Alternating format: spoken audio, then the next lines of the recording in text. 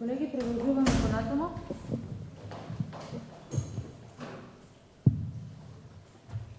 Следна на ред точка 27, предлог решение за давање согласност на финансискиот извештај на јавното претпријатие за комунални дејности Комуналец Гевгелија за периодот од 1.1.2026 година до 31.3.2026 година.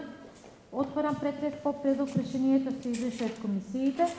Представник од Комуналец е присутен и даваме збор на представничката. Повелете. Благодарам.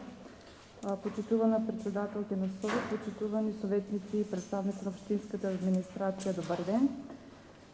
Финансискиот извештај на Комуналец Гевгелија за период од 1.1.2026 година до 31.3.2026 година ја прикажува следната состојба. Остварени се вкупни приходи во износ од 45.703.990 денари, од нив 36.625.609 денари се од редовните дејности. Во овој период остварени се трошоци во износ од 49.090.253 денари и остварена е бруто закупа во износ од 3.386.263 денари. Во овој период фактурирани се вкупно 43.395.338 денари како побарување кон корисниците и по истиот основ наплатени 41.957.645 денари. Поднесени се тужби до физички и правни лица во износ од 1.600.864 денари и наплатени по особ на тужби 2.349.893 денари. Обврските кон добавувачи на 31.3.2026 година изнесуваат 43.502.443 денари. Во овие 3 месеци немаме исплата на рата по основ на заем од КФ банка. Данокот на додадена вредност е пресметан и пријавен и платен. Во текот на вчерашниот ден доставена ви е измена во табелата за трошоци на страна 3 и во табелата преглед на трошоци на страна 6 се однесува за износ од 33.750 денари кои беа прикажани на ставка потрошени други материјали за возила, грес мас во делот на потрошена енергија. Истите се префрлени во трошоци за хемикали како дел од потрошени суровини и материјали. Доколку имате прашања, повелете. Благодарам. Благодарам на представничката на комуналното предпријатие. Дали некој се јавува за збор? Силова Патодоров. Повелете.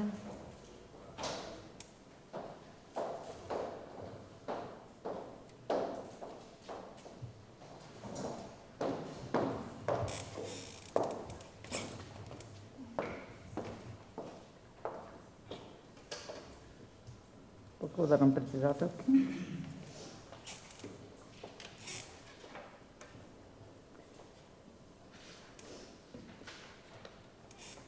Во врска со решението за давање согласност за финансискиот извештај на ЈПКД Комуналец Гевгелија за периодот 1.1.2026 31.3.2026 имам да кажам следното.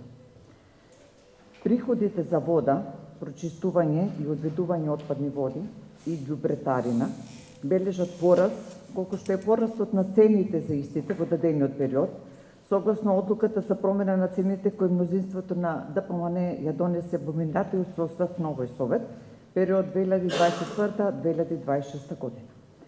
Приходите од водоводни услуги и приклучоци за правните лица бележат пораст во однос на минатата година, согласно бетонизацијата на градот, додека водоводните услуги и приклучоци за физички лица се во опаѓање.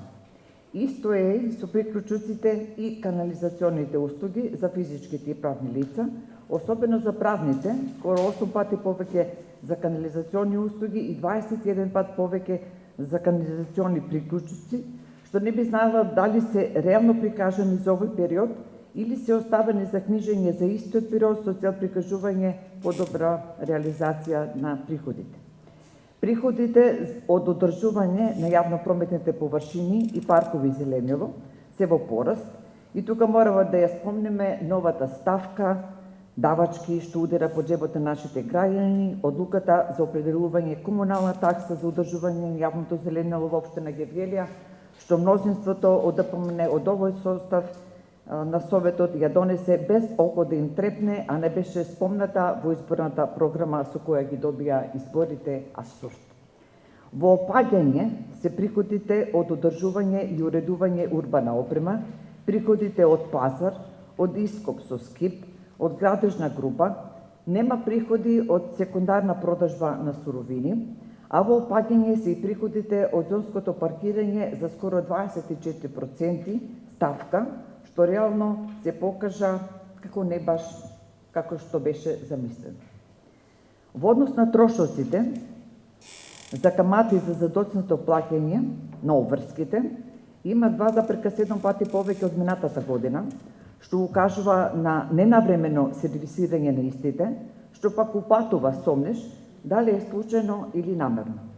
Во целина трошоците за суровини и материјали се 4,5% помали од минатата година, додека трошоците за канцелариски материјал се 52,4% повеќе од минатата година. Трошоците за резервни делови и материјали за одржување се 74,4% помали од минатата година, па се наметнува прашањето дали се реално прикажани, имајќи го предвид возниот парк на предпријатието. Услугите за сервис и одржување на возилата се 38% повисоки од минатата година, што се пореално прикажани, баш со оглед на возниот парк, а целта е возилата да бидат исправни, безбедни и подготвени за секојдневно извршување на комуналните услуги. Додека потрошените моторни масла за возила се 55,5% повеќе од минатата година, услугите за тековно и инвестиционо одржување се 4 пати повисоки од минатата година, па да се надеваме дека овие средства се потрошени за одржување и подобрување на комуналната инфраструктура и опрема.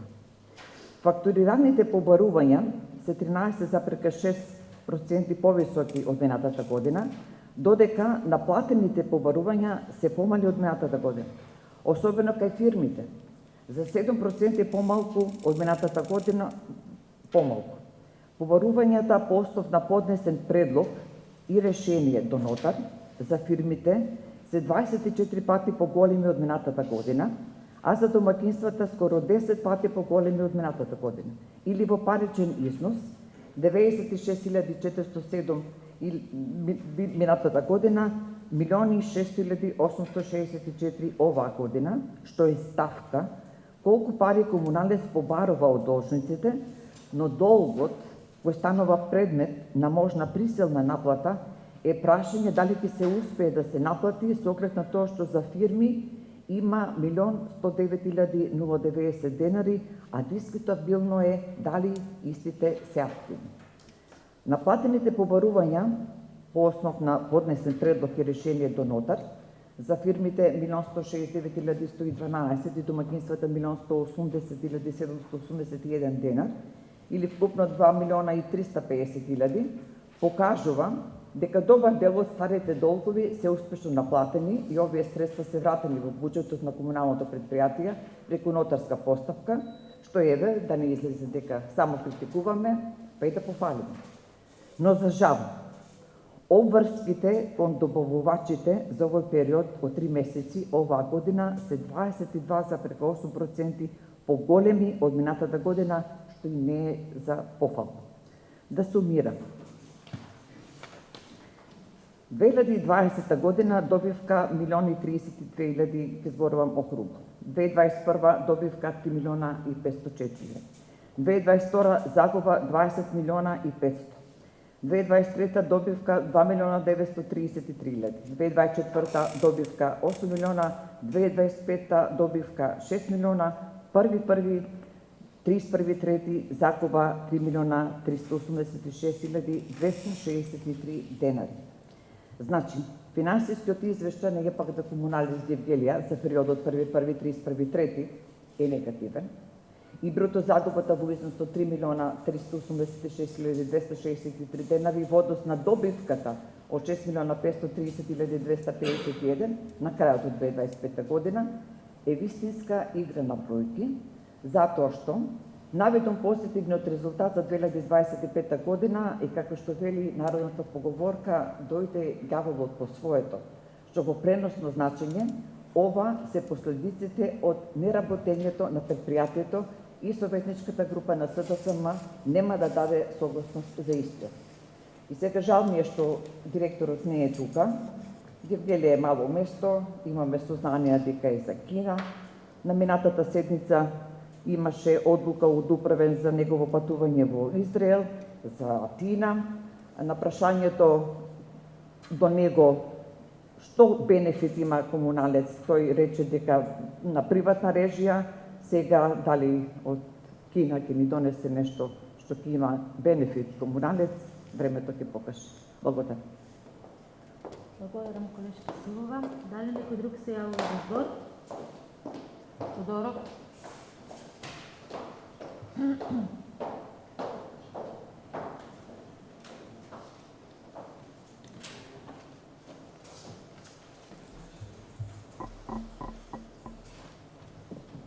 Финансиски извештај на комуналец Гевгелија 1.1.31.3. После толкава добивка притежува на загуба, мислам дека е фиктивна работа, бидејќи приходите се енормно покачени на комуналец, како за вода, така за новите давачки за одржување на јавно зеленило и така натаму. Памтете ми го зборот. Втори и трет квартал ќе бидат во загуба, на крајот четврт квартал ќе бидат во добивка. Тука минимална, таму некаде ќе ги испеглаат извештаите, за да при поднесувањето на евалуацијата на цените до регулаторната комисија не излезат многу плюс, па да им бараат намалување на цените на услугите што ги бараат. Ова нека стои архивирано, ќе зборуваме на крајот на годината за ова. Но мене ме интересира, прво и основно, сакам да прашам, по билансот на состојба, вака прв пат убав извештај ни дале, конечно, некој да ни даде убав читок извештај, да видиме што и како стојат работите, со биланс на состојба, со гориво, со биланс на успех, со трошоци, со приходи, со расходи, тоа расчленето на ставки, да, за похвалба сте, конечно. Прв пат, после 7 месеци, добивме детален извештај. Мене ме мачат во билансот на состојба 124.851.000 денари побарувања од купувачи. Дали може да ми објасните за што станува збор? Дали ова се застарени побарувања? И дали овие побарувања се користат се со цел да се изравнат сметките од минатите години за неефективноста на комуналец? Бидејќи ако се тргнат овие побарувања, ако не се отуживи, односно не може да се наплатат, тука веќе ќе зборуваме за финансиска нестабилност и дупка од 2 милиони евра во комуналец.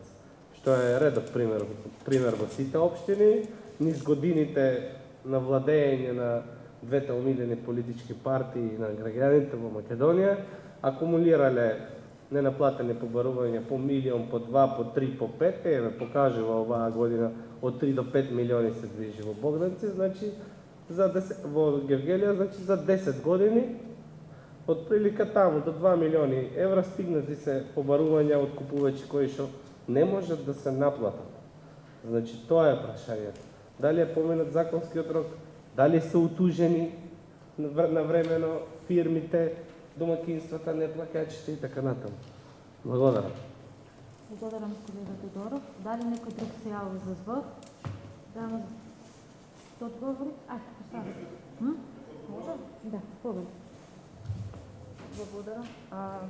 Вака, побарувањето од 124.851.000 ни се побарувања кои не се застарени, значи овде влегуваат редовните побарувања и утужените побарувања. Овие 124 милиони ни се на располагање, имаме можност да ги наплатиме, се уште. Побарувањата вкупно, само момент. Значи, имаме побарувања од 244 милиони и 700 илјади, но од нив се вредносно согласени или отпишани 151 милион 313 денари. Меѓутоа, ние се уште ги водиме на сметките на лицата, посебно на физичките лица, заради начинот на пресметување на гробните места во случај на смрт. Меѓутоа, овие 124 милиони се редовни и утужени побарувања и они што се дадени на извршување. Не влегуваат отпишаните.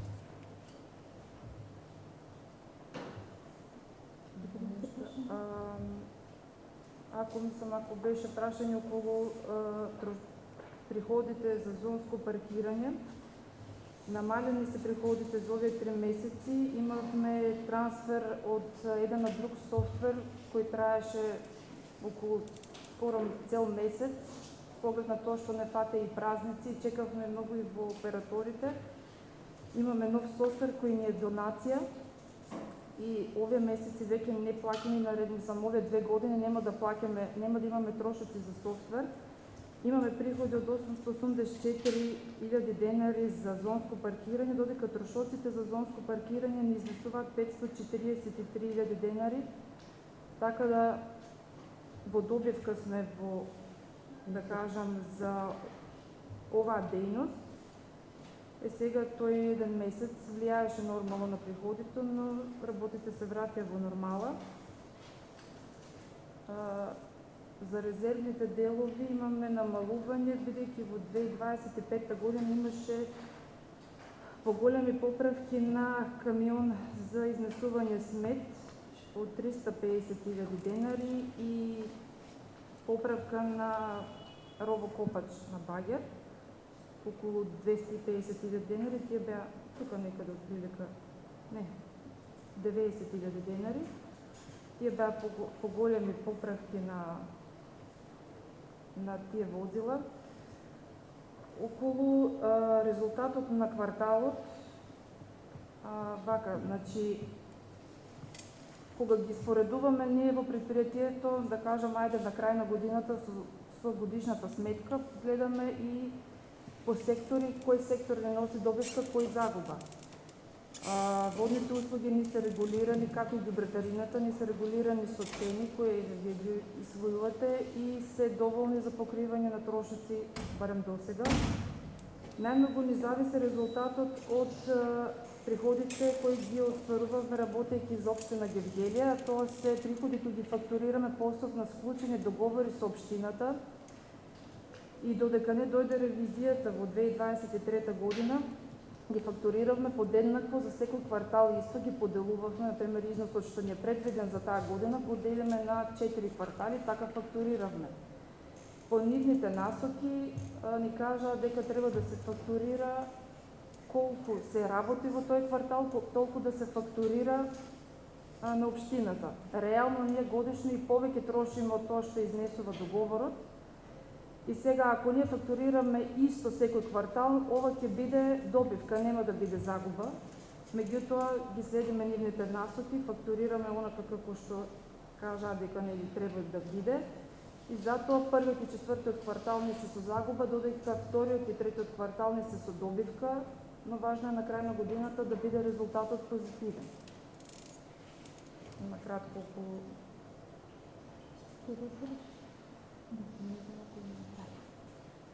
Благодарам на представникот од комуналното предпријатие. За збор, Петров.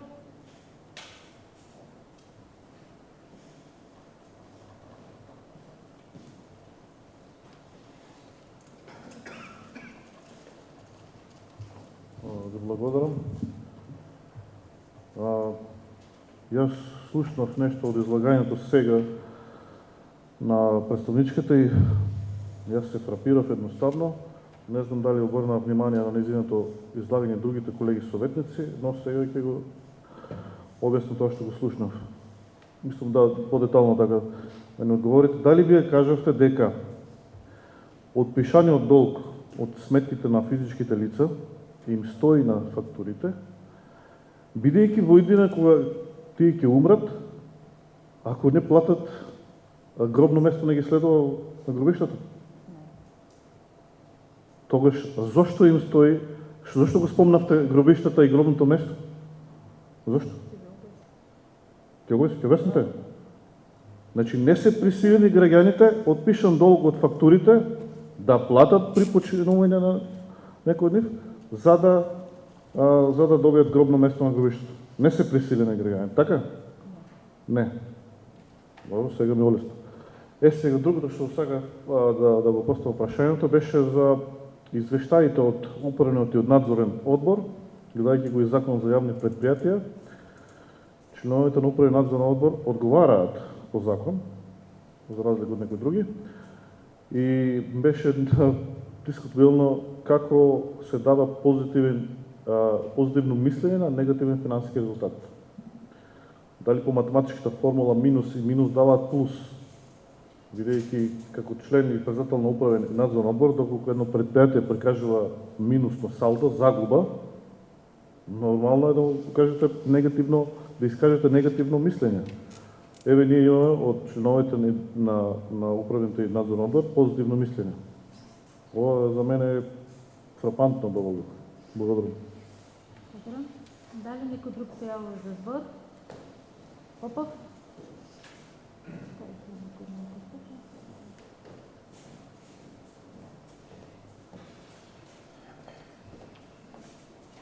Колеги, не беше планирано, ова беше изнудено излегување, ќе земам збор краток.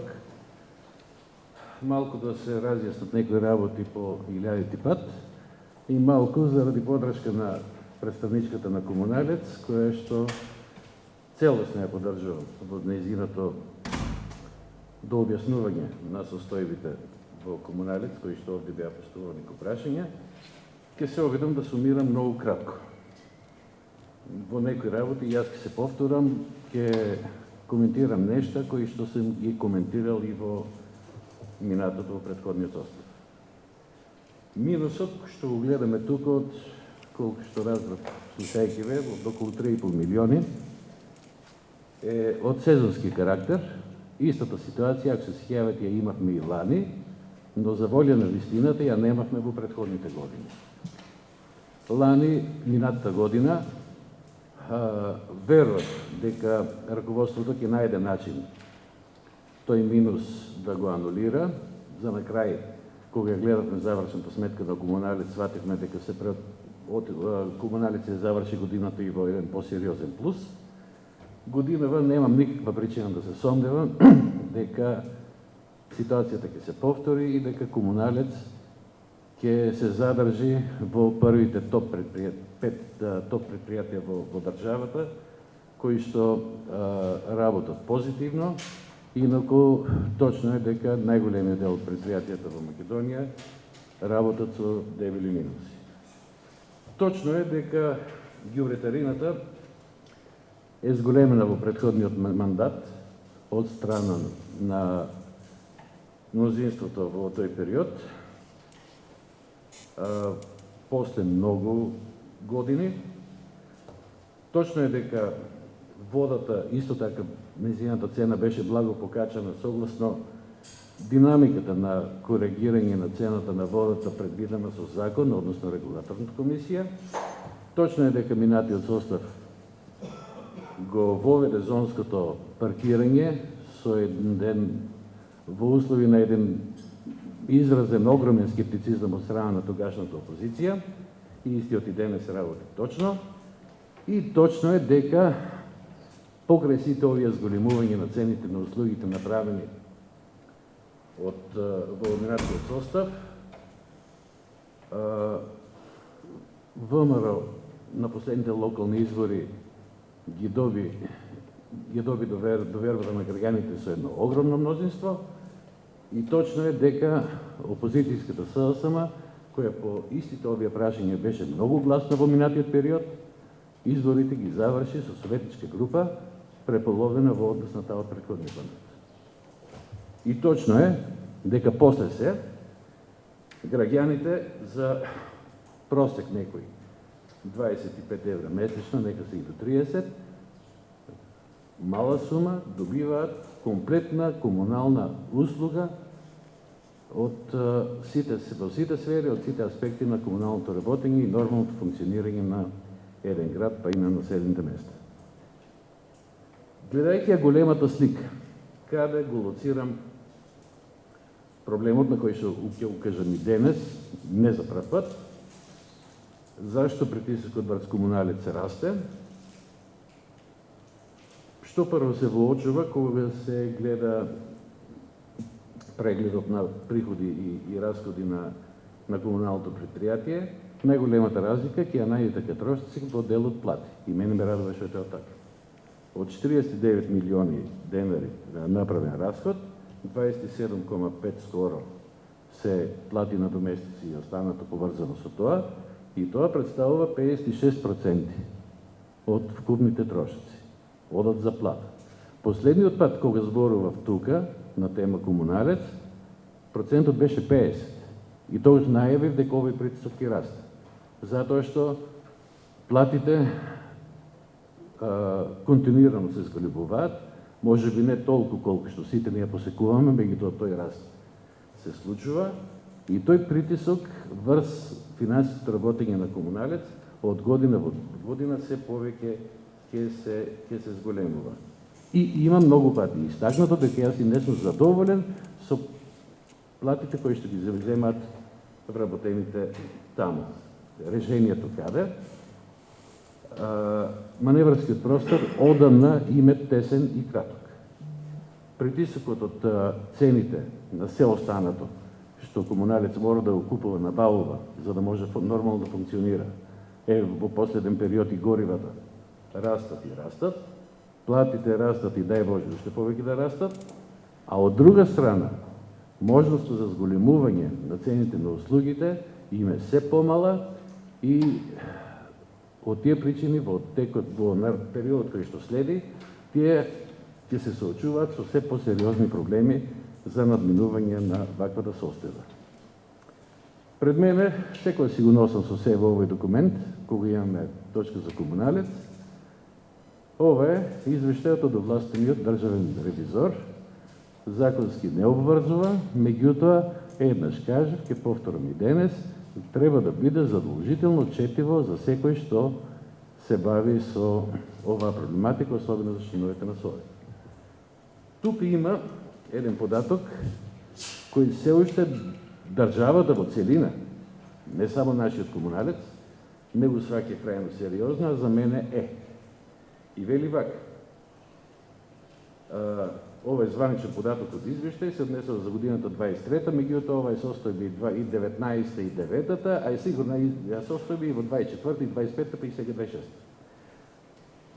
Испорачени 3,9 милиони кубри вода, фактурирани 1,8, односно 46,5%, и овде во извештајот стои веќе регистрирана загуба на вода од 53,55. Ако е утешително, а за мене не е, просечната загуба на вода на комуналните предпријатија низ Македонија е од 65% нагоре.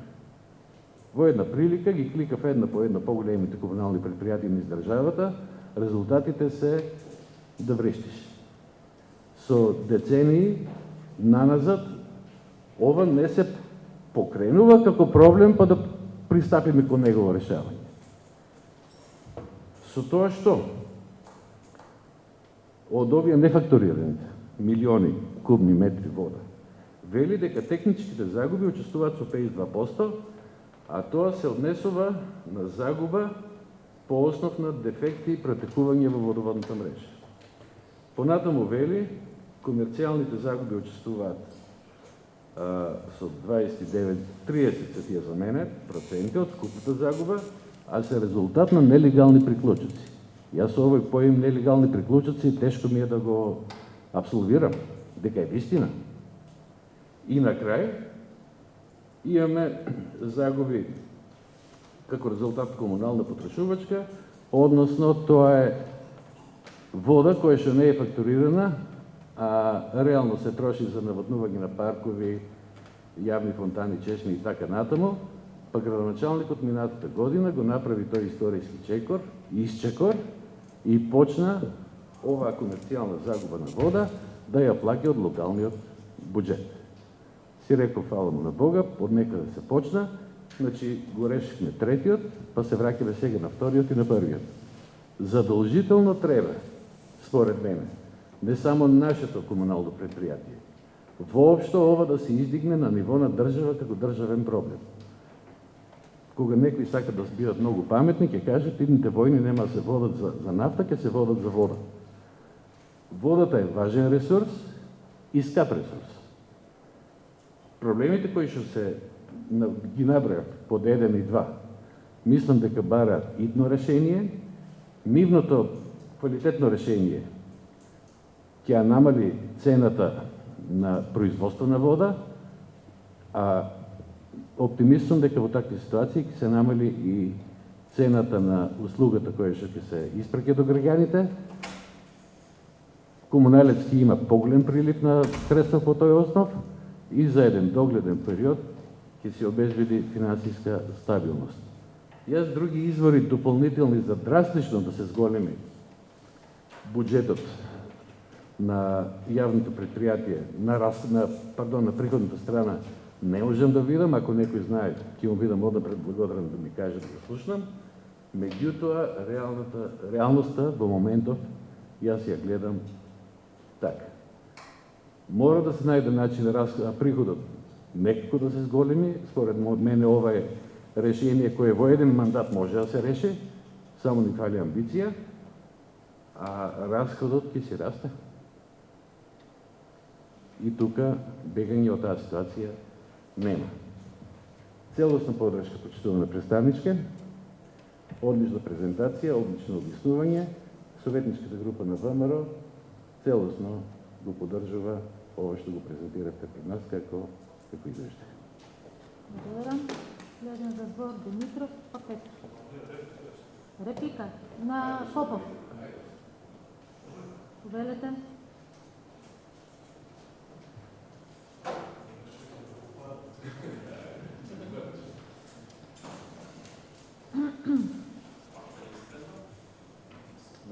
Да ви благодарам.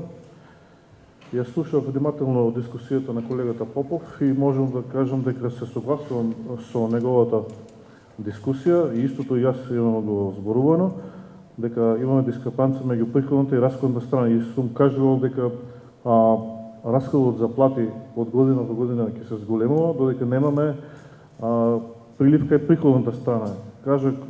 Праша колегата Попов дали некој имаше предлози за да се зголеми тој приходна страна.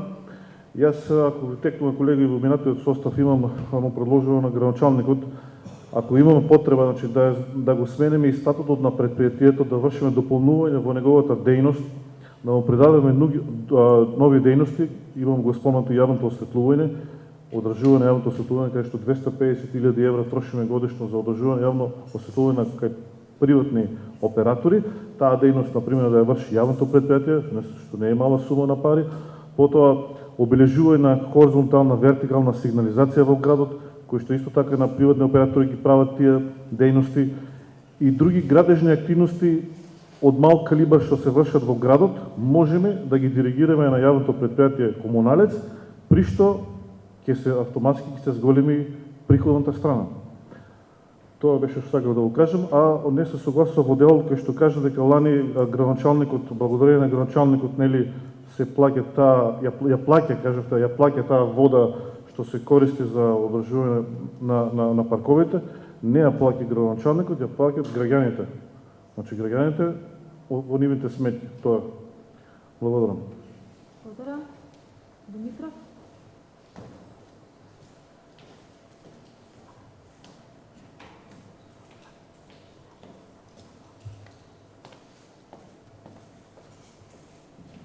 Благодарам, председателке. Ќе се надоврзам на колегата Попов, кој што ми одржа еден мотивационен говор за да се јавам на говорница. Сега ние сакаме да имаме град налик на некој од, како да кажем, што ги гледаме прилозите од National Geographic во Јапонија по цена за комунални услуги денешните кои што важат во Гевгели. Тоа за било кое предпријатие да имаме собствена фирма не е одржливо. Значи ние сакаме Гевгелија да биде зелена, секое капче да биде наводнувано, затоа што имаме најмногу сончеви денови во Македонија, претпоставам дека ќе трошиме најмногу вода за наводнување на зеленило. И секоја мерка која што ќе ја воведеме во насока на подобрување на управувањето на тој губиток на вода е антипопулистичка. Затоа што ќе кажат советниците од СДСМ, еве, градоначалникот на избори не ви вети такси. А 25.000 метри квадратни паркови ќе ги вади Господ. Ќе се молиме да врне дожд, како индијанците на времето што правеле со песни со молитви. Не била така. Се бориме за дрва, миналниот пат критикувавте за дрва, за јавни површини, не се наводнувале. Во последниот извештај на директорот, кој што беше на претходната седница, кажа дека со регулирање на наводнувањето на јавните површини е намален губитокот на вода за повеќе од 3%. Мислам дека убаво ја запамтив бројката, дека водата што порано се прекажувала како губиток на вода и нефактурирана вода, сега тоа е изрегулирано со оваа комунална такса за јавно зеление. Претходно говоревме за ребалансот на буџетот и за тендерот кој што е пропаднат за новиот парк во погранична соработка преку југоисточниот плански регион. И тој парк од 25.000 метри квадратни мора да обезбедиме вода за да го наводнуваме. И мислам дека има проект за бушење на бунар за наводнување на истиот. Мислам дека видов некаде таква објава. Сега мора да направиме компромис или да формираме некоја група во советот. Значи ова вака ако продолжиме ние да воведуваме новини во градот, ќе треба да ја покачиме пак водата и пак од СДСМ ќе речат ја уште еден денар плюс на водата, граѓаните ќе платат од џебот. Сега не бива и да биде зелено и да биде без пари. Мислам оти ќе се сложите сите со мене. Еве ќе го поддржам колегата Петров да формираме една работна група за комуналното претпријатие, за проширување на дејностите и за регулирање соодветно на дејностите. Значи, се што ќе превземеме ново кошта. Се чини. И да ги обележиме улиците и тоа чини. И да вработиме нови луѓе, еве ги, од ВМРО почнуваат нивните партиски кадри си ги вработуваат вака така. Нема кој да работи. Валјда и во комуналното претпријатие ќе има луѓе кои што ќе заминат со пензија. Во пензија не можеме над 64 години на 45 степени да работат на отворено, нели имаме препораки за работа. Така да еве јас сакам да ги испровоцирам колегите, да ги мотивирам да бидат проактивни, меѓутоа еве да седнеме да се договориме. После да не биде вие кажавте, ние не кажавме, ние не дадовме предлог, ама ние не сакаме. Не може. Јас во мојот двор не може да биде зелено ако не наводнувам, посебно летниот период. Потекнувам од Радовиш, во Радовиш имам собствен систем, собствен бунар кој што го направи затоа што имам 1700 квадрати за наводнување. Греота е од јавниот водовод да користам вода во летниот период. Меѓутоа јас имам средства за тоа да го дозволам. Голем број од граѓаните немаат средства. Еве и на таа тема да поработи.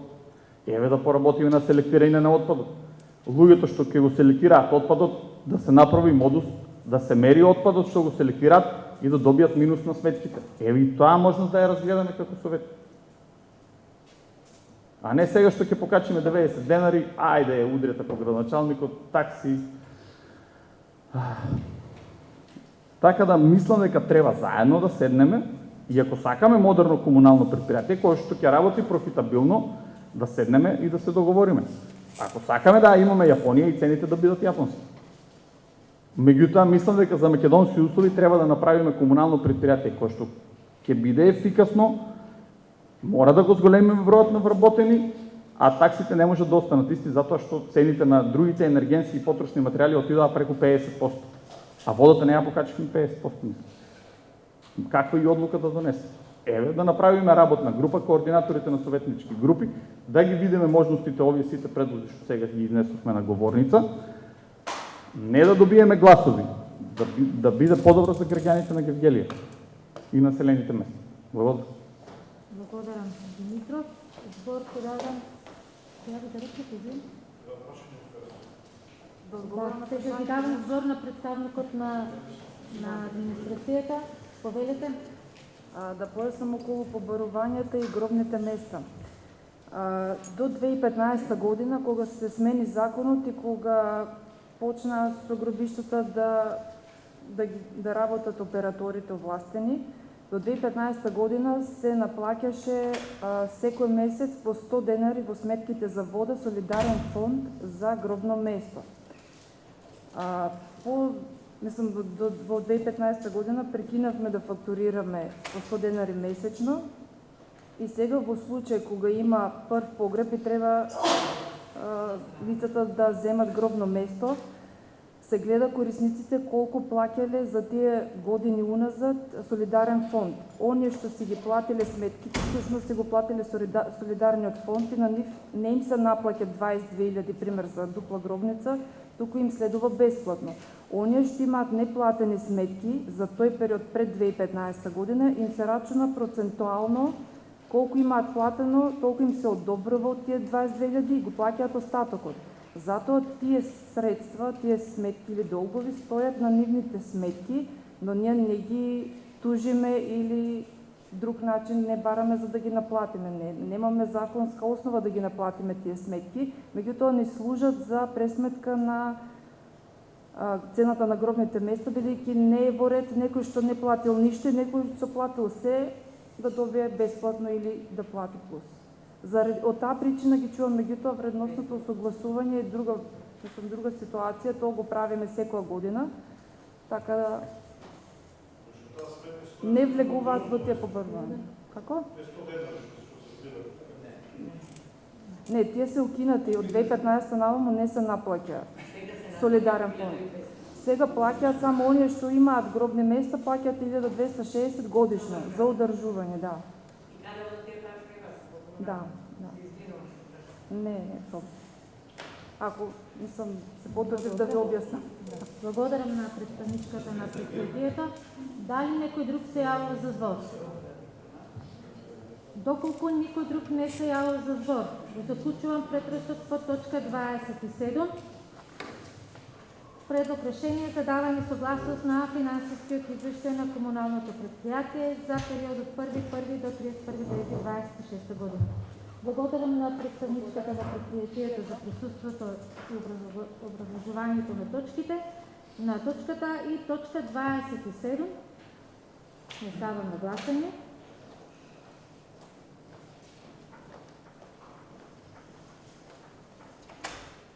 Молам кој е за точка 27 на кратена работа. Дали има некој против?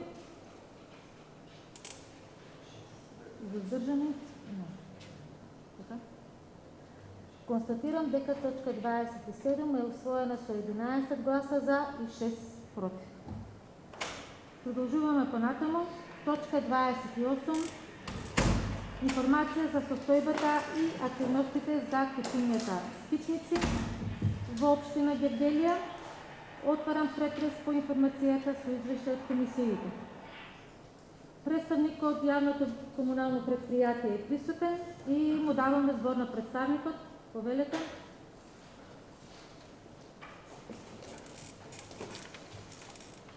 Добар ден на сите. Почитувани советници, почитувани председателке. Вака сега.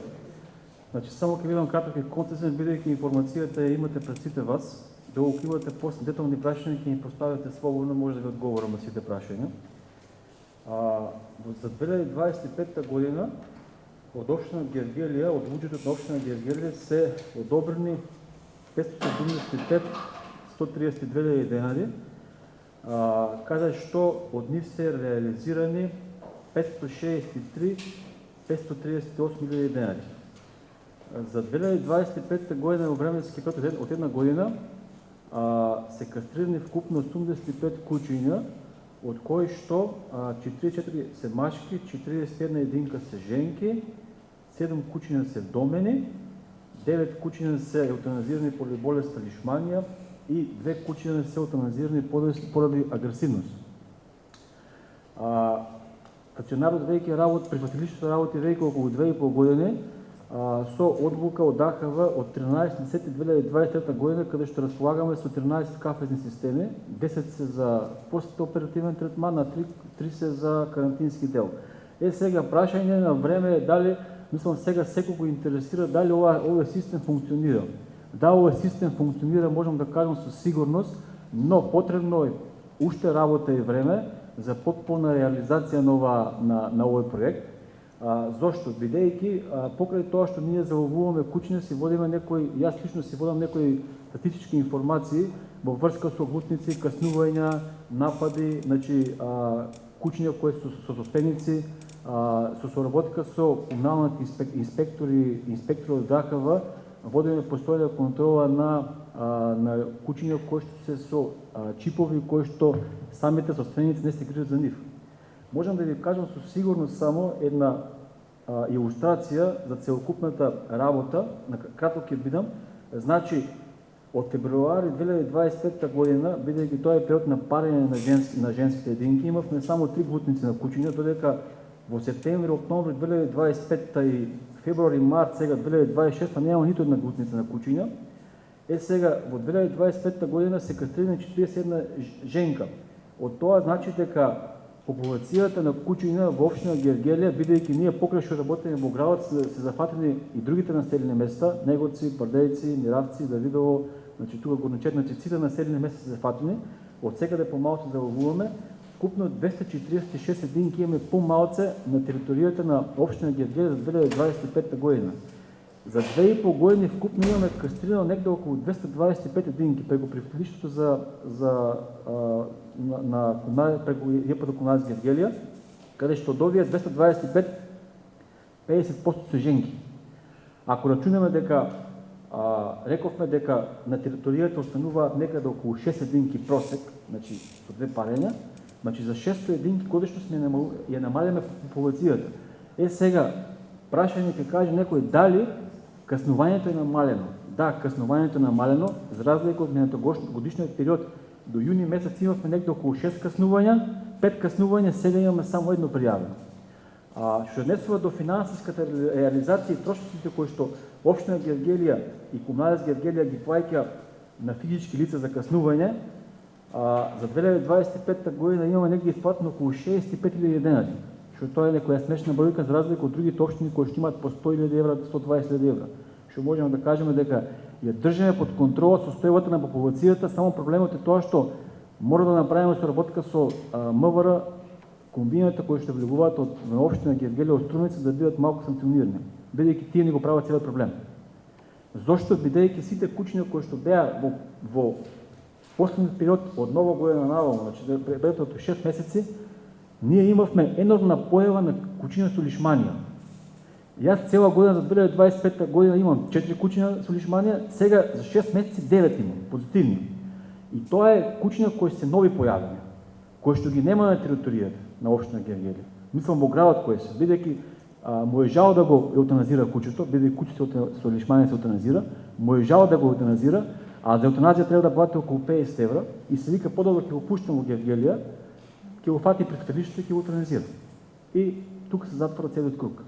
Автоматски ние сме индиректно, значи ги трошиме парите на граѓаните кои што не е тоа вред, а тие работи треба да ги преземат другите луѓе. Со соработка со комунален инспектор и со АХВ инспекторите водиме постојана контрола на куќињата скитници во Гевгелија, мислам на собственици, каде што од каснувањата кои се пријавени 7 каснувања имаме пријавено за 2025 година, 4 веќе се со собственици. И тие тужби се меѓу самите собственици, само 3 се со тужби спрема општината, каде што од овие 2 се реализирани, третата уште не е реализирана. Другата работа е тоа што имаме проблем со куќиња кои што ги вадат ушните маркици. Значи куќињата кои што ги гледате, можам да кажам со сигурно дека 50% се кастрирани без ушни маркици. Ќе кажете овие куќиња не се кастрирани. Куќињата се поминати на прифатилиштето, само им се вадат ушните маркици. И друга работа е тоа што можам да кажам со сигурност дека имаме нелегално ваѓање на куќињата од државата. Значи се прават двојни пасоши. Со тоа треба самите инспекцијски служби малце повеќе да го реализираат законот, бидејќи ќе ви кажам се не навлегувам во детали кој го направи ова и како го направи, само ќе ви кажам еден пример. Куќа кој што е кастрирано од нас од прифатилиште, мора да го, ако некој сака да го вдоми, јас овој пасош мора да го дам на него. Бидејќи се прв газда е Комуналец Гевгелија, втор газда е некој си, не е битно кој човек. Овој пасош се прави дупликат пасош. Ова е куќа за ведност дупликат пасош. И тука имаме проблем. И сега, зошто ви го кажам ова? Бидејќи има негативни коментари, ние сме убијци, ние ги уништуваме куќиња и така натаму и така натаму. Значи, моментално сега имаме распишан 4-ти тендер за реализација на куќињата скитници, кои што ги задоволуваме потребите. не трпиме такви неправди во кои што нас како институција ќе не оцрнуваат или мене како доктор ќе ме оцрнуваат дека ние сме убийци, така натаму и така натаму. Тоа што имам да го кажам, ако имате прашање, слободно нешто прашајте.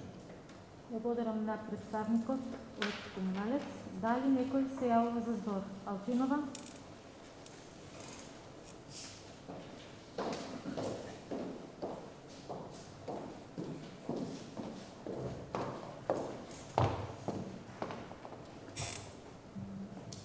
Ви благодарам, председателке.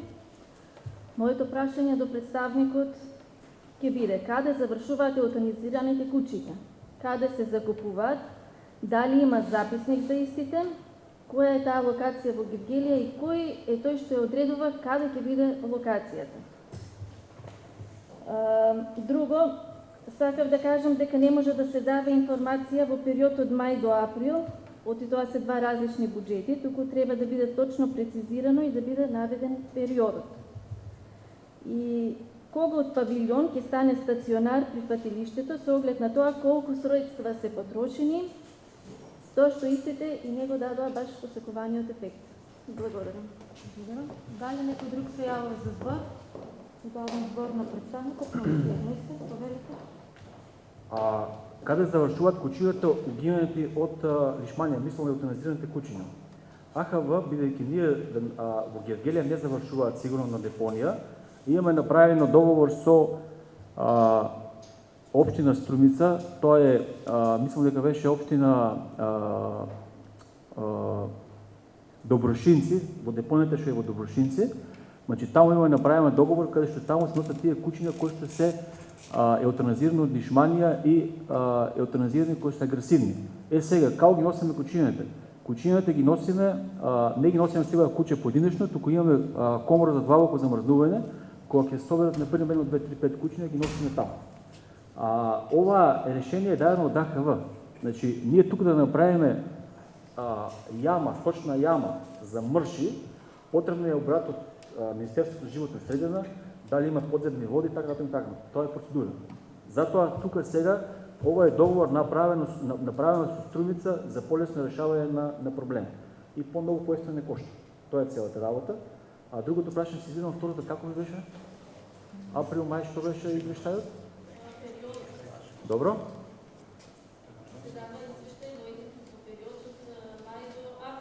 Да. Тие се вака се. Тоа е период кога е дадена самата јавна набавка кога е подпишена. Значи јавната набавка тука се во извештајот јас им напишам 2024 година, но тоа ми е грешка, 8.5.2024 година. Значи 8.5.2025 година до 23.4.2026 година. Тогаш е самата јавна набавка подпишена. Значи како е јавната набавка се рачуна како една година. Дали ме разбирате? Значи сега април месец ако се подпише на пример 2024 година, еле? До април 2025 и го сметам тоа како една година, како еден период. И тие средства се на пример 6.000 дена, 10.000 евро. Сега, според новата јавна набавка, во самата презентација која што е бар јавна набавка, мора да наведеме бројка, колку ќе кастрираме ние, сега според новата што е новиот принцип. Значи ние имаме пишено 85 кучи на кастрација и 5 кучи на еутаназија. Сега тоа е бројка која што е плюс-минус. Јас сега не можам да планирам дека ќе еутаназирам 5 кучиња, а ми излегуваат на терен, например, 10. Јас сега овој случај излегуваат 9. Уште не е помината годината. Значи ние тие кучиња мора да ги санкционираме. За да се исполни самата бројка. И другото прашање?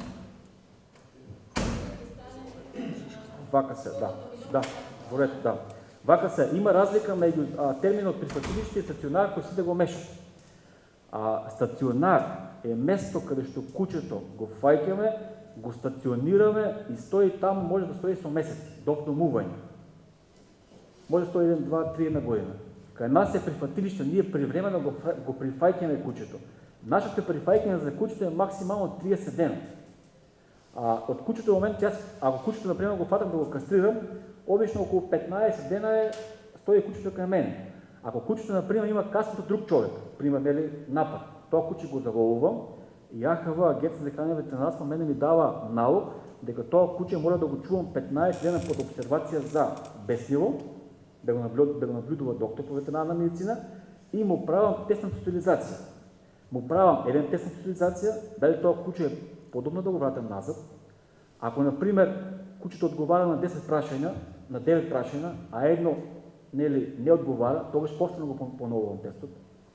Можам да го поновувам неколку пати. Се одека утврдам дека тоа куче, ако го вратам пак назад, може да нападне и повторно да каска, да биде агресивно кучето. Тоа е целата работа. Затоа се прави тој тест на социализација кој што се добива сертификатот и решение од ДАХВ, од Агенција за храна и ветеринарство. Тоа го правам јас, како доктор по ветеринарна медицина. Благодарам на представникот. Повелете Миловски. Добро, Попов, Илков. Добро. Благодарам. Јас колку што го разбрав прашањето од колешката беше дали се планира прифатилиштето или павилионот да стане стационар.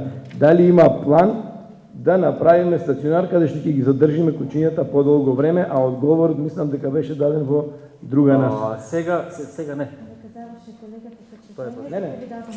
Благодарам. Сега не. Бидејќи ние имаме отделени средства за ветеринарна амбуланта, нели? Земена го премат за ветеринарна амбуланта, а што е целата работа? Целата работа е бидејќи ако отвориме ветеринарна амбуланта, ќе треба уште еден техничар да се приме, уште еден човек, значи уште тројца, јас и уште тројца минимално. Автоматски трошокот, финансискиот трошок за еден човек е околу 1000 евра, платок трошок 1000 евра. Тие се 24-25 евра за човек. А сега ние автоматски распушуваме тендер некаде околу 10.000 евра годишно и ги задоволуваме потребите на општина Гевгелија, значи во контекст на целата територија. Може дополнително да поставиме прашање. Вие се останавте на говорница, колега. Продолжете со прашањето. Благодарам. Прашање до представникот. Представникот, погледот му беше свртен, сега нема смисла јас да ја напуштам говорницата кога гледа во мене. Во ред, значи, сигурно во интерес и на граѓаните, и на самите нас, и на градот Гевгелија е, кога ќе одиме по улица, да не ги гледаме тие бездомни кучиња, без разлика колку ќе кошта. Значи, сепак зборуваме за една модерна Гевгелија. Колку ќе кошта, ќе кошта. Ќе мараме начини за да може да се спроведе тоа, да се направи тој стационар, за да наша Гевгелија биде нешто поубава. Мислам дека изгледот на градот би бил пред финансиските апликации за стационар. Благодарам. Благодарам.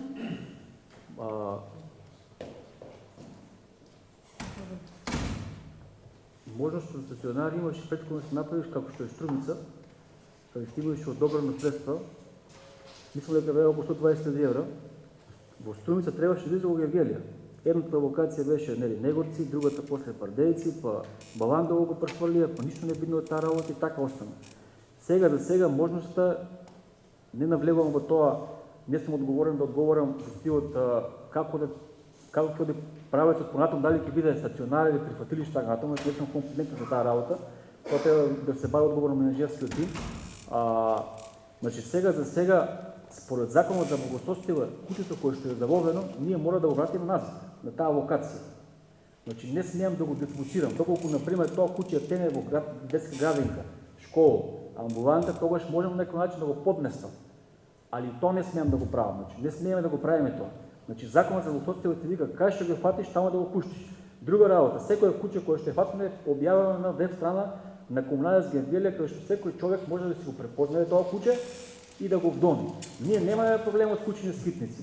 Ние имаме проблем од несоодветни собственици, несовесни собственици. Ние во градот гледате колку се во центарот. Имаме 10 кучени списъци, цело време се одат таму. Значи од таму одат во школата Крстен Мистиров, од таму доле одат во Варо Кантрџијата. И тие куче не прават проблем. Јас цело време следам работата. Ако се појави алфа единка, значи куче кој што е склон по напаѓање, да кажеме едно куче тргнува, по него тргнува 10, тоа куче го тргнува. Му правам тест на социализација, доколку не ги исполнува условите, куче се евтаназира. Или па се обдомува, доколку некој подписа изјава дека кучето сака некој да го вдоми. Тоа е целата работа. Со тоа што ние Имаме кастрирано голем број на единки и намалена е популацијата и намалена популацијата. Сега се спрема нов закон за благосостојево. Значи казните ќе бидат поголеми. Значи јас со чип ако го фатам кучето, нели, го контактирам комунален инспектор, комуналниот инспектор треба да се реагира. Со казна или опомена, тоа не навлегувам во таа работа, тоа е негова работа. Само го пренесувам случајот. Благодарам. Следен за збор Попов па Илко.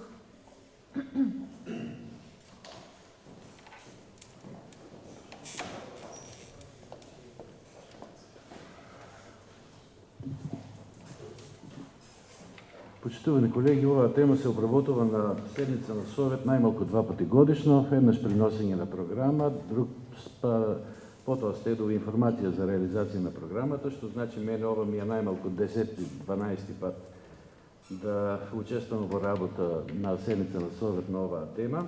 Меѓутоа ми е прв пат да го искажам моето мислење, прв пат земам збор по истото и моето мислење ќе биде искажано согласно моето рацио, со целиот ризик на добар дел од вас, моето размислување да не му се допадне. Од мојата дискусија уште на самиот почеток веднаш ќе заклучам дека јас дома немам ни куче ни маче, дека не сум љубител на домашни милиничиња, дека не ми смета некој дома да ги чува и дека многу ми смета доколку со неправилно практикување на тоа хоби малтретира околина. Ова информација за контрола на популацијата и третирање на бездомните куќиња скитници е во врска со соодветната програма за 2025 година донесена лани, подготвена од Комуналец, одобрена од Советот во минатиот состав. Ке се согласите сите дека такви програми со соодветните информации со години, а можеби и со децении, се носат во сите општински совети низ државата и резултатот е далеку од очекуваниот и посакуваниот. Не верувам дека моите критериуми се престроги. За илустрација, град Скопје лани издвоил 46 милиони денари, тоа 750.000 евра, за одштета по основ на скоро 500 пријави за напад и преснување од куќа. Во Битола пред неколку месеци, 2-годишно дете скоро ќе завршеше фатално, а пред неколку дени читаме мајка со 2 малолетни деца во Кичевско село некаде, нападната од 2 ротвајлери, не знам и да го изговорам, не ги разберам расите, едва и спасила глава, тешко беше тоа да се чита, не да може да се преживува. Нема град во Македонија кој не се соочува со овој проблем, некаде повеќе, некаде помалку. Ова што е интересно за мене, барав многу. Статистички податок, збирен или по општини, колку луѓе годишно во државата се нападнати и каснати, нема да најдеме. И нема да најдеме колку вкупно пари од локалниот буџет во Република Македонија се потрошени, а јас ќе кажам фрлени во ветер, заради несоодветен институционален одговор на овој проблем кој се јави во Македонија како, потенцирам, увезено помодарство. Од извештајот читаме дека Гевгелија не е исклучок, со тоа што треба да бидеме среќни што во 2025 година имало само 7 пријави од граѓани. Според мене и една пријава е предната. За физичките последици и траумите од напад и каснување куќа нема да коментирам, овде имат покомпетентни од мене по тоа прашање, но ќе истакнам дека одштетата се движи од 60 до 180.000 денари според закон. Тоа го разбираме сите, зависно од повредата. Затоа кога ќе истакнам дека извештајот што сега го разгледуваме е добар, како што и за програмата лани гласав позитивно, сметајќи ја за добра, а е добра, тоа го мислам буквално и единствено како легалист. И во контекст на одлично реализираните барања и обврски, кои на Комуналец му се наметнати да ги исполни, а произлегуваат од сите тие документи кои се наведени во дел 1 од извештајот, под наслов правен основ. Го имате сите извештајот, нема да ги цитирам. А сите тие документи произлегуваат од Законот за благосостојба на животните, закон што слободно може да се преименува во Закон за благосостојба на кучињата и на останатите животни. Ако сте го читале, јас лани кога се подготвував за носењето на програмата, го читав детално. Согласно овој закон, бездомното куче, кучето скитник, добива статус на света крава во Индија и целото општество, вклучувајќи го и здравието и буџетот на данечните обврзници, е подредено на неговата благосостојба. И од тука произлегуваат тие мал милион активности кои му се наметнати на комуналец, кои за мене никош и не биле разбирани. Од тука се и резултатите и последиците за кои предмалку зборував, такви какви што во моментот се. Почитувани колеги, се согласувам со представникот, добро го каже тоа во дел од неговата дискусија, и јас истото го имам запишано. Кучињата скитници претходно биле домашни миленичиња, па потоа се напуштени од собствениците, а потоа познато е кучињата се размножуваат со геометриска прогресија. И тука не помага никаква програма донесена на Совет.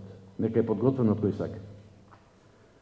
Ова го тврди извештајот, каде во втор дел, под наслов активности, читаме дека, цитирам, од постојаниот увид на терен се забележува константна појава на нови незгрижени кучиња на јавните површини и така натаму, да не цитирам до крај, да имате извештај. Затоа, да сумирам и да заклучам, програмата која ја регулира оваа материја и соодветната информација, што ја разгледуваме денес, ќе бидат многу попријатни за читање кога, сега потенцирам, силата на законот, особено во делот на санкциите, секој закон предвидува и санкции, ќе биде насочена кон производителите на проблемот, а тоа се неодговорните собственици на миленичиња, наместо кон тие што во моментот се задолжени да го санираат проблемот, во случајот комуналец наш, кои покрај сите задолженија што ги имаат, им фалија уште стационари, кучиња и третирање, и заловување, и што се уште не таму пише во програмата. И затоа ќе се надоврзам на она што страмежливо е наведено во дел 3 од извештајот, предлог мерки, точка 2, да не ја цитирам целата, подолга, ја имате сите, ќе кажам дека ја поддржувам во целост. Со тоа што јас ќе бидам помалку срамежлив, а ќе бидам малку по-конкретен и по-директен. Според мене потребен е поинаков институционален одговор, диаметрално спротивен на актуелниот постоечки. Целосен регистар на домашните миленичиња, до најситни детали, исто како и за моторните возила, со истите одговорности за собствениците и строги санкции за нивно непочитување. Одговорностите би вклучувале годишна регистрација, редовни задолжителни ветеринарни прегледи, строги казни за неисполнување на обврските и драконски казни доколку миленичето необјаснено му исчезне на собственикот. Доколку му исчезне, се знае каде завршило. И потоа имаме програми и извештаи. Како рамка, ова може и да води кон некакво решение. Јас знам дека чувањето кучиња е скап спорт. Добрата вест за сите заинтересирани е што не е задолжителен. На тој начин, според мене, не се мали шансите извештајот на комуналец во иднина да вклучува само 2 реченици. Првата, на подрачјето на општина Гевгелија кучиња скитници нема. Втората, парите кои комуналец и општината ги издвојуваат за третирање на кучињата скитници, ќе ги најдете во ставката плати и надоместоци за вработените во комуналец. Благодарам. Благодарам, колега Попов. Следен за збор се јави Илков.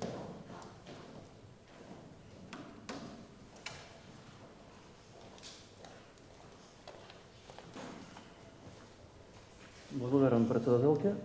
Почитувани колеги советници, за разлика од колегата Попов, јас сум љубител на животните, имам домашен миленик куче, односно две кучиња. И сум одговорен чувател на домашните миленици. Бев испровоциран од информациите кои ни ги проследи представникот од прифатилиштето, особено со податокот дека се изголемен бројот на кучиња кои што се заболени од лишманија. Моето прво прашање е дали собствениците на миленици кои ќе направат тест на лишманија, кој што мора да го направи доктор по ветеринарна медицина, истиот тој доктор има обврска да пријави во инспекторат или во АХВ дека е детектирана таа болест кај одредено куче и дали како доктор по ветеринарна медицина има обврска да го, бидејќи не се лечат тие кучиња, има обврска да го еутаназира тоа куче. Секако знаеме дека и самиот тест е скап, не знам еутаназијата колку кошта. Исто така сакам да прашам дали според Законот за благосостојба на животни и Законот за чувањето на домашни миленици, кои што знаеме дека мора да бидат стерилизирани, односно кастрирани, колку тој закон се применува кога докторите по ветеринарна медицина ги чипираат домашните миленици, односно самата вакцинација на тие за беснило на кучињата со чипирањето, дали ги известуваат, односно дали имате вие информација, дали ги известуваат имателите на домашните миленици дека истите мора да бидат стерилни и дека доколку не ги стерилизираат, односно кастрираат, треба да регистрираат одгледувачница за тие домашни животни.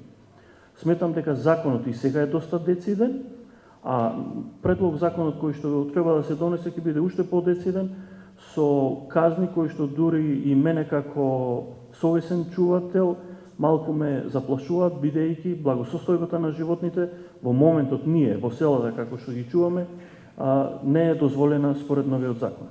За сега толку, па би сакал да ми одговорите на двете прашања доколку може. Благодарам.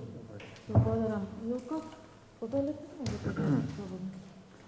Вака сега, тестот за лишпанија, кој што треба да се направи, ако збориме за конкретно за нашите прифатилиште, мора да користиме референтна лабораторија за лишманија, тоа е ветеринарен факултет Скопје.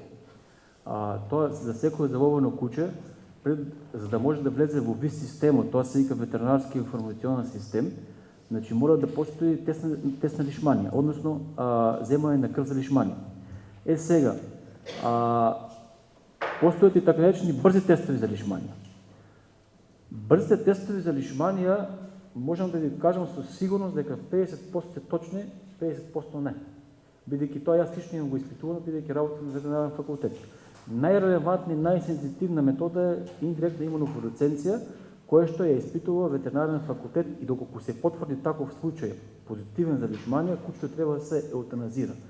Зошто да се еутаназира? Бидејќи кучето е неизлечливо. Од Грција земат некои лекови кои што се нерегистрирани кај нас, кои што е противзаконско и болеста не се лечи, туку се залекува. А кучето и понатаму представува извор на зараза за човекот и за другите кучиња. Болеста не се пренесува директно, туку се пренесува така наречен хематофаген инсект, флеботомус, песочна мува е тоа. И така настанува ширењето на самата болест. Сега, ветеринарот е должен да го однесе кучето дека е позитивно на лишманија во самиот информационен систем, а тој ВИС систем го следи инспекцијата. И доколку, например, кучето е позитивно на лишманија, али мора да се направи индиректен тест на лишманија, не брз тест. Брзиот тест не го прифаќа ВИС системот. Значи, мора да се направи таа индиректна имунофлуоресценција, со која што ќе кажеме да, кучето е позитивно на лишманија и тогаш кучето се еутаназира. Али има и случаи кога, например, некој собственик, значи кој што е познат собственикот на кучето, кој што има чип, законски може да подпише изјава: јас моето куче не сакам да се еутаназира. Јас моето куче ќе си го чувам во домашни услови и ќе го терапирам. Али во Скопје имаше такви случаи 50 на број, во кои што дадоа негативен резултат. Овеше некои луѓе: сакам да го чувам кучето, ќе го терапирам, после кога инспекција тој на увид, кучето го нема. Кучето побегнало, кучето угинало и така натаму. Затоа, бидејќи болеста е зооноза, кучето е потребно да се еутаназира. Значи тоа е законска регулатива, бидејќи болеста е пренеслива на луѓе. Сега, законот за чипирање на кучињата, тој не е од сега закон, законот си постои, само треба негова справедливост. Значи треба повеќе инспекциите да бидат на терен, зборам од ДАХВ или не е битно сега комуналните инспектори, сега не ги спомнам, мора повеќе да се води евиденција.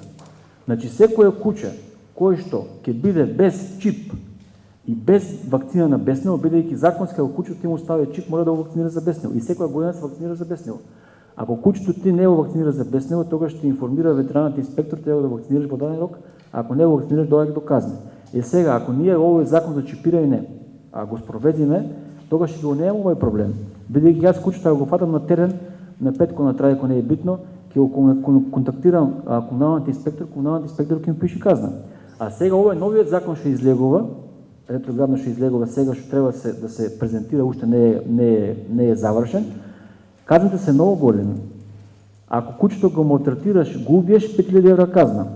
Ако кучето не соодветно го чуваш, 400 евра казна. Сега, вие што рековте, на социјалните мрежи, на Вафон ги гледах така натаму, постојано гледаме дека се нудат кучиња, 2-3. Значи сите сме старилци. Ја до сега имам видено сигурно 10 објави по 3 кучиња, те се 30 кучиња, ај нека бидат 50. Значи јас да кастрирам 50 кучиња преку ЈПР Комуналец Гевгелија прифатилиште и тие 50 кучиња кои што ги нудат овие, значи ние сме пата, 50-50. Нема никаков резултат во работата. А да не се случи ова, треба самите инспекции млади влизат на терен и да го спроведат тој закон, кој си ти, како ти кучето го даваш на вдомување, без никаква евиденција, без никаков чип. И тука ќе имаме затварање на самиот циклус и ќе имаме поголем ефект во самата работа. Благодарам. Дали некој друг се јавува за збор? Доколку никој друг не се јавува за збор, му благодариме на представникот на предпријатието и преминуваме на точка 29, 30 и 31. Ќе ги разгледуваме заеднички и по нив заеднички ќе има дискусија. Точка 29. Информација за состојбата со снабдување со вода за пиење во населените места во општина Гевгелија. Точка 30. Информација за актуелната состојба со водоснабдувањето во населеното место Негорци, општина Гевгелија. И точка 31. Информација за фекалната канализација во населеното место Негорци и незиното истекување од биоразградивите површини. Отварам претрес по информацијата со извештај од комисиите. Представник од јавното предпријатие за комунални дејности Комуналец е присутен и му даваме збор на представникот. Молам да се повика представникот. Добар ден, повелете, представник на комуналното предпријатие, ви даваме збор по точка 29, 30 и 31. Информациите за состојба со вода за снабдување со вода за пиење во Гевгелија, информација за актуелната состојба со водоснабдувањето во село Негорци и информација за фекалната канализација во населено место Негорци. Повелете. Добар ден, почитуван председателке, добар ден на сите советници, почитувана јавност. За информациите што треба да ги образложиме врз основа на потребите за водоснабдување на жителите на општина Гевгелија, како и исклучително во овој случај за жителите на населено место Негорци и изнесените барања, преложени се нашите информации. Ако има некои прашања, дополнително ги стојам на располагање. Благодарам. Волете седнете. Дали некој се јавува за збор? По точките 29, 30 и 31, Алчинова. Стојков, се јавувате за збор?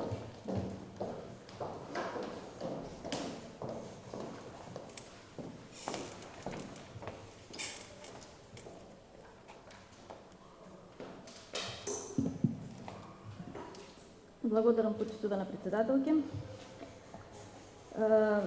Морам да кажам дека информацијата детално ја разгледавме и е многу паушална, затоа што станува зборувам за точка број 30. Точка 30. Информација за актуелната состојба со водоснабдувањето во населеното место Негорци. Одговорот е многу паушален, затоа што станува збор за проблем кој не смее да биде тема на дебата во 21 век, основно човеково право за вода. Секојдневно до нас како советници пристигаат поплаки од наши сограѓани од населеното место Негорци. Граѓаните се соочуваат со сериозен недостиг на вода за пиење и ова не е изолиран инцидент, туку континуиран проблем за кој поплаки пристигаат секојдневно. Луѓето немаат вода за основните потреби, за пиење, за хигиена, за нормално функционирање на домакинствата. Жителите се соочуваат со сериозен проблем за кој трајно решение се уште нема. Она што дополнително загрижува е недостаток на транспарентност и искреност. Затоа што градоначалникот повеќе пати бил присутен во Негорци меѓу жителите, но не им објаснил дека постојниот систем не може да обезбеди континуирано водоснабдување. Потребни се нови поголеми резервоари и изградба на соодветна мрежа која ќе обезбеди континуирано снабдување со вода. Ова бара инвестиција, но уште повеќе бара волја и одговорност. И овдека жителите не бараат некоја привилегија, туку бараат вода. Во однос на информацијата за фекалната канализација Негорци и нејзиното истекување во обработливи површини. И ова е прашање кое директно го засека здравјето на жителите и иднината на населеното место Негорци, затоа што проблемот со фекалната канализација... за тишина да можеме да се слушаме колешката Алчинова. Благодарам. Затоа што проблемот со фекалната канализација и нејзиното неконтролирано истекување во обработливи површини не е само инфраструктурен проблем, туку тоа е проблем на јавно здравје, на животна средина и на економска одржливост. Во моментов сведоци сме дека фекалните води се излеваат во ниви кои се користат за производство на храна. Тоа значи дека се загадува почвата, се загадуваат подземните води и тоа директно се загрозува земјоделското производство и здравјето на нашите сограѓани. Прашањето е дали ние како институција сме свесни за сериозноста на оваа состојба и што конкретно сме презеле досега за ова. Подолг период, затоа што подолг период се провлекува овој проблем. Благодарам. Благодарам. Дали некој друг се јавува за збор? Дали не беше представник да кажете прво? За водоснабдувањето во населено место Негорци се превземаат веќе конкретни чекори и во месец јули веќе треба да излеземе на терен, за да видиме за загубите за вода што треба, а во моментот исто така се работи за зголемување на капацитетот на водоснабдувањето во Негорци со тоа што кога беше барањето за информацијата, во тој момент се соочивме со технички потешкоти од трите извори што се напојува населено место Негорци, а тоа е кога имаше дефект на примерниот извор и тоа пумпата што е на оранжери, која е 22 киловати и исто така носи 18 литри во секунда кон резерварот. Тогаш ще соочивме со проблем. Во истиот проблем исто така во 2024 година, што беше донесена така наречена градска вода за населено место Негорци и Пардејци. Тогаш исто така се соочивме и сега тој капацитет е 5 литри во секунда од градската вода, а моментално правиме некои технички испитувања за да можеме да го зголемиме протокот од околу 5 литри во секунда до 10. Така што континуирано се вршат контроли за водоснабдувањето, а додека исто така и во тека и техничка документација за горна зона Негорци, за секундарен вод, со изградба на самостоен резервар, кој треба да го разгледаме во овој период. И активностите планираме да се започнат околу јули месец, да видиме со мрежата. Значи, треба прво да извршиме испитување на мрежата, да видиме како ќе се обезбеди таа количина на вода што треба да дојде, а додека за фекалите на обработливите површини, во тека исто така постапка со економски оператор, за да ги видиме можностите да се уклучи од Негорци во главниот колектор на град Гевгелија, за да може да го решиме тој проблем. и потоа фекалиите да додат во прочистителната станица во Гевгелија. Благодарам на представникот за обширните одговори. Дали некој друг се јавува за збор? Дополнително прашање Алчинова?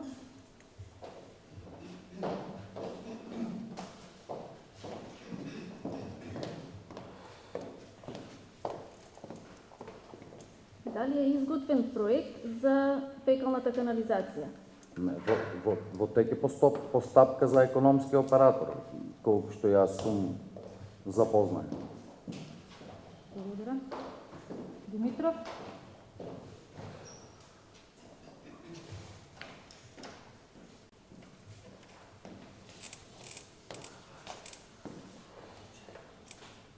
Благодарам, председателке. Ќе бидам краток. Дали има увид комуналното предпријатие која мрежа кога е инсталирана во населеното место Негорци? Колку метри или километри водоводна мрежа е со стари азбестни и челични цевки и стари приклучоци и колку отпаѓа на нови приклучоци? И колку би била инвестицијата да ги замениме сите приклучоци на товар на општината? Не, за тоа прашање може дополнително да се одговори. Затоа што може ќе треба да се направи пресметка. Да, колку што сум јас сум тук, мислам. Земете време 2 месеци, некој не до детал до децимала, меѓутоа една пресметка колку ќе чини да смениме целата стара водоводна мрежа во Негорци. И колегата Георгиев не се јави за збора. Се спомнува Негорци, обично беше прв на говорница за прашање за инвестиции. И изгледа одводниот систем ќе минува низ неговата нива. И да прашам дали може економските оператори кои што работат во Негорци, во населеното место Негорци, а гледавме сега, имавме фирми по успешност кои што една фирма се издвојува од Негорци, дали може и тој економски оператор да помогне, затоа што му треба вода и таа количина секој ходи во одводната вода и он да учествува во инвестицијата за фекалниот колектор. И која е постапката, ако може да го вклучиме и тој? Благодарам. Благодарам.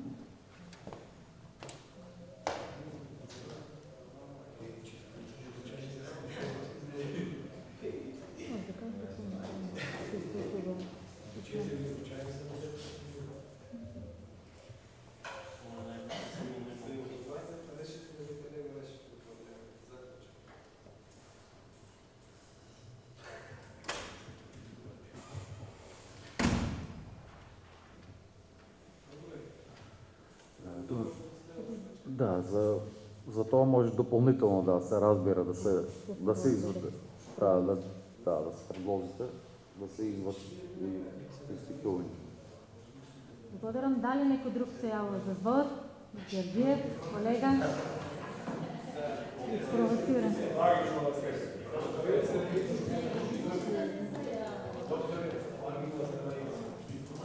Колеги, да се Благодарам, председателке, почитувани советници. Бех испровоциран, иначе не мислев да се јавам, бидејќи мислам дека нема што повеќе да се зборува, затоа што прашањето кое требаше да го поставам го знам, јас одговорот за јавноста. Мислам дека и представникот може одговори дека има веќе проектна документација, се спрема проект за нов водовод кој ќе биде на повисоко ниво од овој сега, за да ја фати горната зона на населеното место Негорци. Знам дека има и проектна документација се спрема за канализацијата, дали ќе оди во Гевгелиската или ќе биде прочистителна станица со отпуштање на чистата вода во реката Вардар. Тоа ќе покажат испитувањата како ќе биде и колку ќе трае, тоа не можеме, не е работа која се завршува за 2 или 3 дена. Тие беа две најгорливи проблеми во Негорци кога се работи за вода и за одведување на отпадните води. Ако е се така како што кажува представникот, градоначалникот и директорот на јавното предпријатие, па мислам дека немаше потреба да ги поставувам прашањето и затоа не сакав да се јавам за дискусија, бев прозиван и мораше ова да го кажам. Благодарам. Благодарам, колега Георгиев. Дали некој друг се јавува за збор? Доколку никој друг не се јавува за збор, му благодариме на представникот на комуналното предпријатие. Точка 29, 30 и 31 ги завршивме. Преминуваме кон точка 32. Информација за одржување и користење на јавниот простор за паркирање во Гевгелија. Отварам претрес по информацијата со извештај од комисиите. Представникот од општинската администрација е присутен, му даваме збор на представникот. Кој треба да биде? Здрав.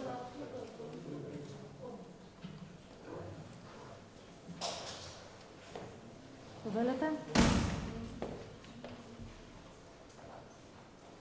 Почитуван председател на Совет, почитувани советници, ви е испратена информација за одржување на и користење на јавниот простор за паркирање на подрачјето на општина Гевгелија. Доколку има прашања, ви ставам на располагање. Благодарам. Дали некој се јавува за збор? Алчинова.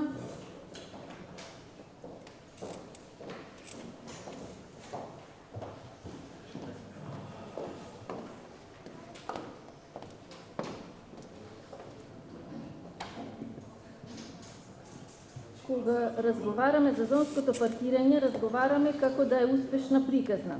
Во оваа информација читаме подобра функционалност, поголема проточност и зголемена безбедност.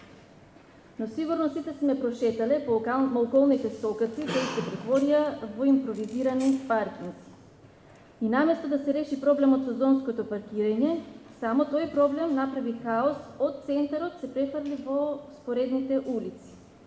Граѓаните бегаат од наплата и бараат место по малските сокаци, а таму денес нема доволно простор, се блокираат влезови, пешаците се движат по улици, а жителите не може да се паркираат пред сопствениот дом. И ова, ќе кажеме дека не е некое урбанистичко решение, туку ова е префрлање на проблемот од една улица во друга. Со сегашниот систем се создаде уште еден поголем хаос во споредните улици, па тоа резултира со незадоволство кај жителите кои живеат во сите тие околни сокаци. Благодарам. Благодарам. Дали некој друг се јавува за збор? Меловски.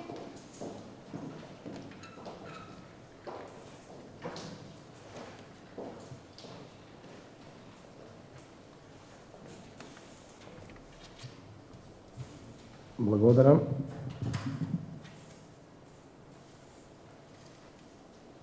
Јас би сакал само да запрашам нешто во врска со информацијата. Вика вака, на подрачјето на општина Гевгелија се воспоставени вкупно 997 паркинг места, од кои дел се наменети за лица со попреченост, такси стојалишта како и паркинг места резервирани за полнење на електрични возила, со што се возможува подобра функционалност, пристапност и современо користење на јавниот простор. Понатаму вика, во останатите две зони, значи во Гевгелија се наплаќа само во централната зона, односно зона А и зона Б, мислам, така? Да не грешам. И вика вака, во останатите две зони општина Гевгелија континуирано врши активности за нивно одржување и уредување преку одбележување и обновување на хоризонталната сообраќајна сигнализација, поставување и одржување на вертикална сообраќајна сигнализација, уредување на јавниот простор наменет за паркирање, следење на состојбите и потребите за дополнително регулирање на сообраќајот во мирување. Јас се прашувам зошто да се трошат народните пари за обележување и обновување на хоризонталната сообраќајна сигнализација по секаде на градот во овие зони, кога не се ставени во функција, односно за наплата. Немаме бенефит, а постојано ги обновуваме, трошиме пари за фарбање само на тие одбележени паркинг места кои не се во функција на градот. Тоа ми е прашањето. Благодарам. Хаджи Николова, Пако Доров.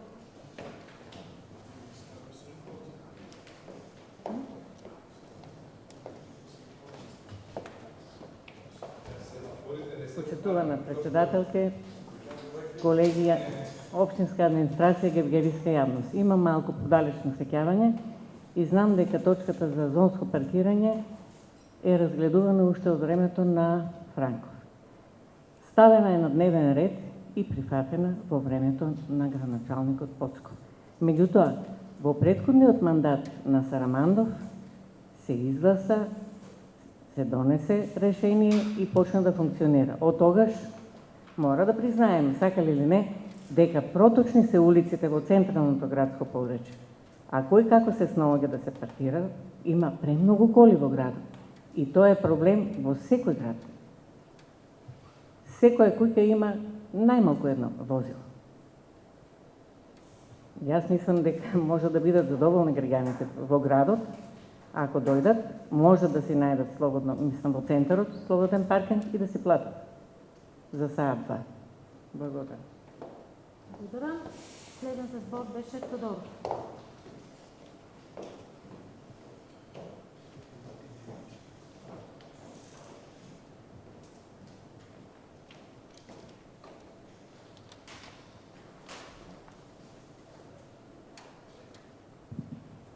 Не планирав, но многумина не планираат пред крајот на денешниот ден, ама се јавив за збор, бидејќи темава е очигледно еден проблем кој што реално треба да се решава, а не да се дискутира само по одредена информација за тоа каква е состојбата и што се прави. Колеги, треба да бидеме реални и да се погледнеме во очи дека главен паркинг во градот моментално е Стариот пазар. Таа парцела е бесплатна, на таа парцела е кола до кола. И тоа е див паркинг, не е легализиран од нас. Според ДУП не е предвиден за паркинг, но тераме некако се со цел да не ги повредиме граѓаните кои што не сакаат да го плаќаат зонското паркирање. И не сакам и јас, учително, имајќи предвид дека зонското паркирање само донесе неискористеност на таа јавна површина и паркирање во централното подрачје, со тоа што многу пати повторно ќе повторам, паркингот пред Стопанска банка, или така познатиот, е празен, делумно празен, овој див паркинг кој што не се наплаќа на Стариот пазар е полн. Тоа треба да ви биде сигнал дека граѓаните не сакаат да плаќаат паркинг. Тоа го гледате и вие со своји очи. И сега кога ќе излеземе, еве ќе констатираме таа работа, ќе видите дека е така. По приходите кои што ги видов, 800.000 денари за 3 месеци, некои си 4 по 8, 3,2 милиони денари годишно ниво, минорна сума на пари од 50.000 евра, кога како општина имаме буџет од 10 милиони евра, приближно. Ово е основниот, че е општинскиот 8 милиони до 10 милиони евра. Ке стигнеме со наредниот ребаланс, сигурно во септември, октомври и повеќе, од пола милиарда денари. Ке надминеме, така да овие парични средства се занемарливи за град како Гевгелија и мислам дека треба да се заангажираме да го укинеме ова зонско паркирање, зона А, Б, С, Г, бидејќи вака исцртаниот град представува платежна зона за паркирање низ цел град. Ако се даде во функција, каде и да тргне граѓанин со кола, во градот треба да плати. Мислам дека не е решение, мислам дека не го прифаќаат граѓаните и мислам дека, како што напоменав и преска на буџетот на градоначалникот, ни треба по потребата ќе видиме што каде ни треба, веројатно ни треба катна гаража на Стариот пазар, веројатно ни треба поголема контрола на економските субјекти кои што отвараат нови кои што се отвараат низ градот на одредени улици каде што немаат паркинг простор. Едноставно не можат да функционираат, но им се даваат тие дозволи за да ги регистрираат тие дејности на одредени адреси, бидејќи немаат самите простор. Тука насред плоштад имавме маркет. Тој маркет имаше ли паркинг простор? Не. Како сега луѓето ќе паркираат на маркет кој што нема свој собствен паркинг простор? На плоштадот не. И тоа се ствараше гужва. Тие системските работи да ги подсредиме малку, ово да го укинеме, една катна гаражичка убава, тука 2-3 подземја, уште 2-3 ката нагоре. Нека се наплаќа тогаш. Улиците нека се ослободат, нека се стават велосипедски патеки, моторни патеки, нека се отворат тротоари, натаму да се движиме. А вака лево кола, десно кола, овој излегува, тој излегува, тук се плаќа, там не се плаќа, хаос. Благодарам. Дали некој друг се јава за збор?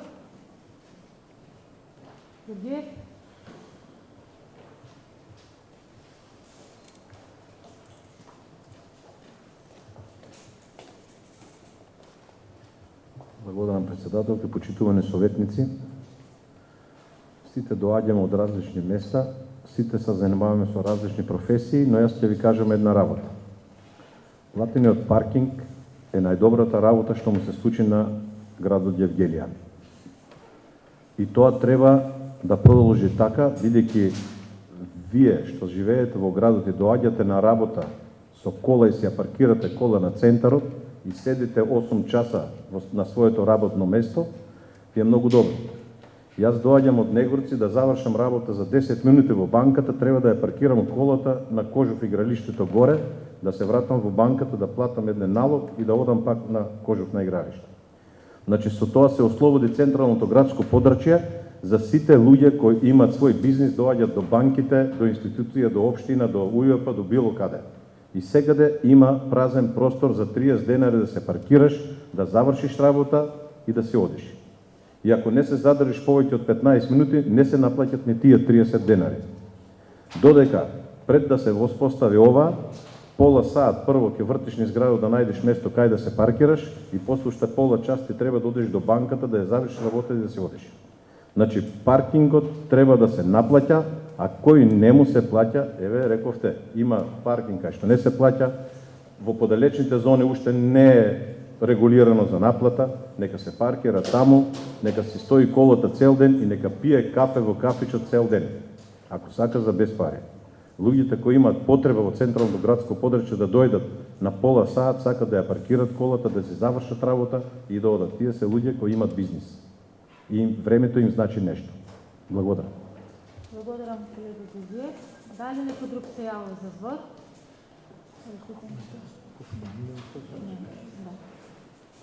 Доколку никој друг не се јавува за збор, му благодарам на представникот. Моле? Благодарам на представникот на Општинската администрација. Преминуваме на точка 33. Предлог одлука за воспоставување на меѓуопштинска соработка со Општина Богдановци. Отварам претрес по предлог одлуката. Представникот од Општинската администрација е тука, му давам збор. Добар ден, почитувани советници. Материјалите ви се доставени, исто така ви е доставено позитивното мислење на Општина Богдановци. Ако има некоја забелешка, поведете. Дали некој се јавил за збор по точка 33? Доколку никој не се јавил за збор, го заклучувам претресот по оваа точка и ја ставам предлог одлуката на гласање. Кој е за, молам нека крене рака.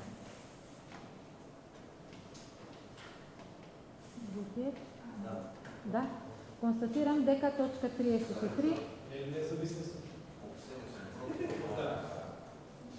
е усвоена едногласно со 18 гласа за. Со ова, колеги советници, дневниот ред на 10-та седница на Советот на Општина Гевгелија е исцрпен. Ви благодарам за соработката и присуствието. Ќе ги замолам координаторите на советничките групи, ако може да присустват. Благодарам.